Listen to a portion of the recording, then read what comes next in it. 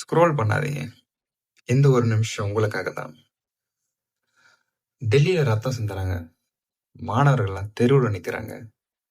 அவங்க கத்துறாங்க நியாயத்துக்காக. இங்க நம்மளும் கத்துறோம். ட்ரெய்லருக்கும் ஃபர்ஸ்ட் ஷோக்கும் ட்ரெண்டிங் லிஸ்ட்ல ஒரு படம் எவ்வளோ நாள் இருக்கு, பாக்ஸ் ஆஃபீஸ் எவ்வளோ கலெக்ஷன் ஆச்சு.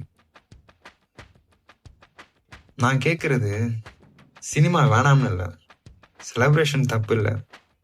ஆனால் ஒரு விஷயம் கேளுங்க, நம்ம நாட்டோட ஒரு மூலையில் ரத்தம் ஓடுது, அதே நேரத்தில் நம்ம கவனம் எங்க இருக்கு?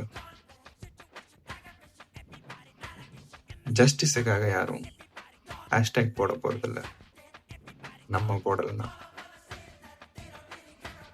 இதான் என் கேள்வி. இது குற்றச்சாட்டை பார்க்காதீங்க.